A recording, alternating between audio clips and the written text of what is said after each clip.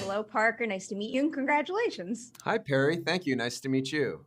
So, going back to the very beginning when you first started developing the idea, I was wondering if you ever played around with any other physical representations of evil or if you always knew it had to be a smile and nothing else. The smile definitely hooked me from the very beginning. I love sort of that inherent contradiction that exists within it. Smiles are obviously designed to be a friendly gesture, something warm. That's what we associate with them. But in reality, I think we use smiles every day to mask what we're really feeling. And that was definitely something that was, a motif that was running through the film. And I want to see if I could take that and turn it on the head and kind of let the evil in the film wear a smile as a mask to sort of, create the promise of a threat or something dangerous, something menacing, and see if audiences might, get freaked out by that. Literally every time I smile during this interview, I'm going to be judging myself now. That's me all day, every day now.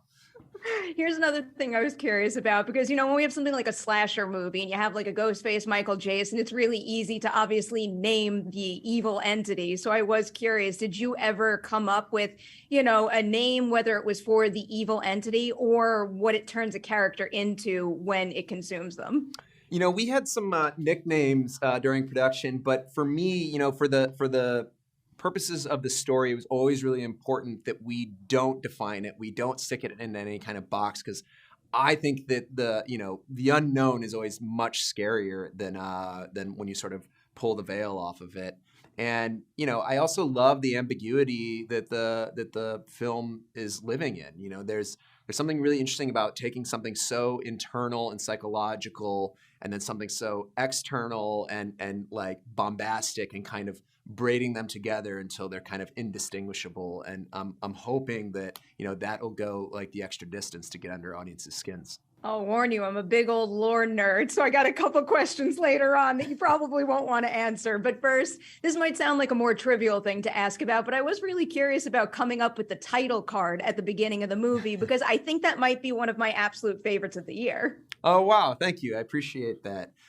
Yeah, no, from the beginning, I knew I kind of wanted to have this sort of extended introduction to the film where you're kind of holding your breath, waiting for you can feel, very off kilter that something terrible is coming your way, sort of hurtling at you. And so when it finally happens, I wanted to, have this incredibly menacing kind of crazy making moment with the title to really, slam audiences back in their seats. Spot on in that respect. I love that so much. I have another very specific question for you. How exactly do you direct someone when you need them to smile? What actual verbal instruction do you give them when they have to put on that demonic grin? So it all started while I was writing the script. I was trying different things in the mirror myself, trying to figure out what might work. And then when we're on set, it was about, certainly people came in very prepared with what they had been working on. And then it was just about kind of standing a few feet away from each other and smiling back and forth until we could dial it in and get it just right. And I'm really, really pleased with it. And it was also really important to me that those were practical performance-based smiles because I think that adds a level of uncanniness to them. Please tell me there's B-roll of this somewhere. I'm sure it exists somewhere, definitely. Wait, going back to what you were saying about you yourself testing out smiles, can you kind of give us a sense of the two most polar opposite types of smiles you were considering running with for the film?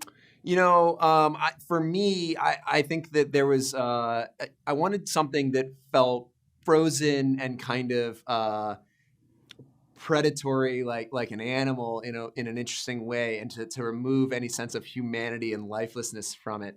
There was the other end of the spectrum that was, sort of almost too bizarre that felt kind of outlandish and goofy. And it was about finding the right place in the middle. All right, fair enough. All right, I'll put up the spoiler warning for our viewers at this point so that you could talk about these next few things freely. But this is kind of like a lore, like the nature of the evil type question here. But I was curious if you ever considered if it was possible for this entity to infect more than one person at once. Like if multiple people had seen them take their own life, would all of those people then be infected? That's a really fantastic question, and it's definitely one we were talking about and discussing.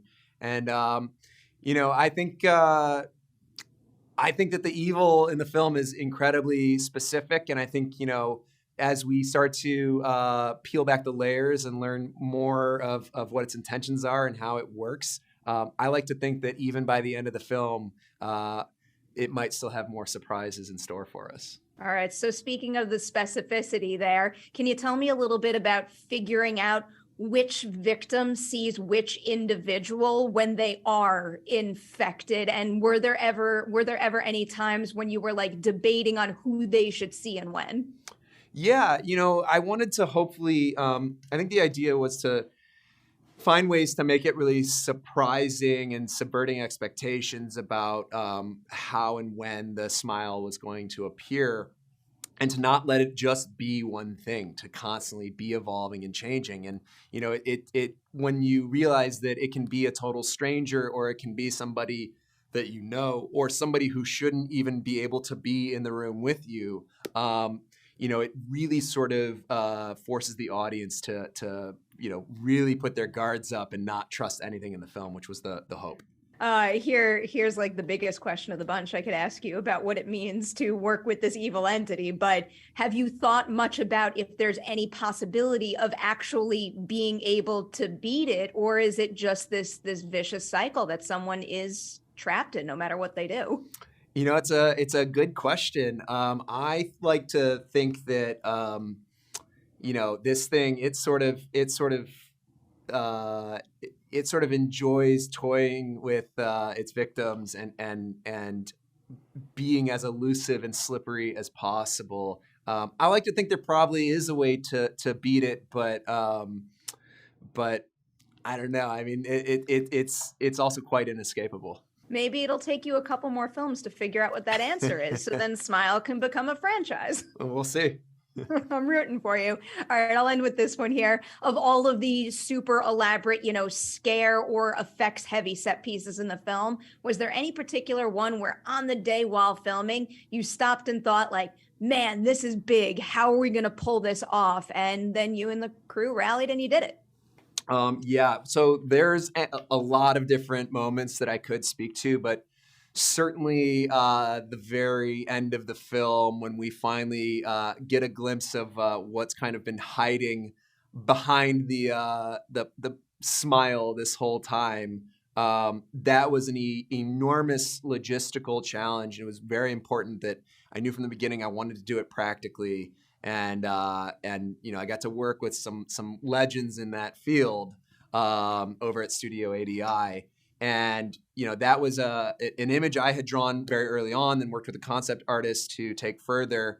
And when we actually shot that at the very end of production because we needed all that runway to get there. And when that was there on set, everybody was gathered around sort of, it felt like a pinch me dream come true moment to get to do something and create true, movie magic. You could not have teamed with a better group of people to create something like that. It looks excellent. Oh, thank you. They're going to kick me out of here. I have to let you go, but thank you so much and huge congratulations on Smile. Thank you so much. I really appreciate it. It's great speaking.